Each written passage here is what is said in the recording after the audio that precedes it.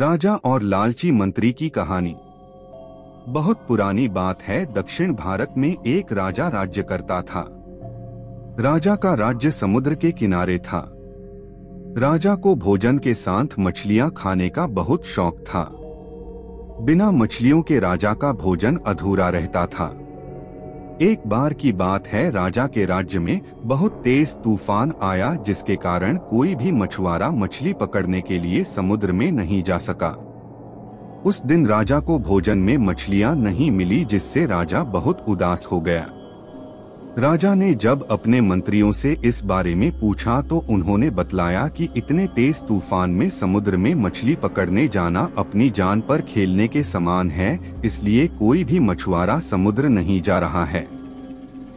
राजा ने घोषणा करवाई कि जो भी समुद्र से ताजी मछलियां लाएगा उसे मुंह मांगा इनाम दिया जाएगा। राजा की घोषणा सुनकर मछुआरों के मन में लालच तो आया, किंतु कोई भी मछुआरा अपनी जान जोखिम में डालने के लिए तैयार नहीं हुआ। उसी राज्य में एक बहुत ही गरीब मछुआरा रहता था। उसे जब राजा की इस घोषणा का पता चला तो अपनी दरिद्रता दूर करने के लिए वह अपनी जान की परवाह किए बगैर समुद्र में चला गया। समुद्र में उसने जाल फेंका, जिसमें कई बड़ी बड़ी मछलियां फंस गई।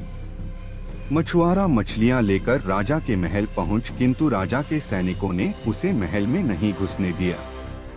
राजा के एक खास मंत्री ने मछुआरे को ताजी मछलियों के साथ देखा तो मछुआरे को अपने साथ राजा के पास ले जाने के लिए तैयार हो गया। मंत्री जानता था कि राजा मछलियां देखकर बहुत अधिक प्रसन्न होगा और इसके बदले मछुआरे को बहुत सारा धन देगा, इसलिए उसने मछुआरे के समक्ष एक शर्त रखी कि जो भी इनाम मिलेगा उसका आधा हिस्सा मंत्री अपने पास रखेगा। मछुआरा मंत्री की बात मान गया और मंत्री मछुआरे को लेकर राजा के पास पहुंचा। मछुआरे के पास ताजी ताजी मछलियां देख राजा बहुत खुश हुआ। राजा ने मछुआरे को मुंह मांगा इनाम मांगने के लिए कहा। मछुआरा राजा से हाथ जोड़कर बोला, महाराज, मुझे 20 कोड़े मारे जाएं। मछुआरे की बात सुनकर राजा को बड़ा आश्चर्य हुआ और उसने फिर से मछुआरे से कुछ मांगने के लिए कहा, किंतु मछुआरे ने फिर 20 कोड़े खाने का इनाम मांगा। राजा ने अपने सैनिकों को बुलाया और मछुआरे को 20 कोड़े मारने का आदेश दिया। सैनिकों ने मछुआरे को कोड़े मारना शुरू किया।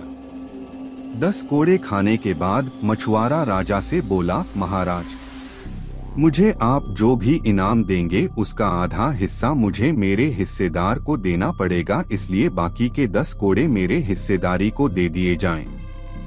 मछुआरे की बात सुनकर राजा को फिर आश्चर्य हुआ और राजा ने उसके हिस्सेदार का नाम पूछा। मछुआरा मंत्री की तरफ इशारा करते हुए बोला, महाराज, यही मेरे हिस्सेदार हैं।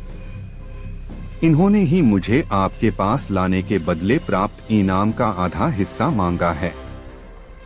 राजा ने मंत्री की ओर देखा तो मंत्री ने शर्म से अपना सर झुका लिया।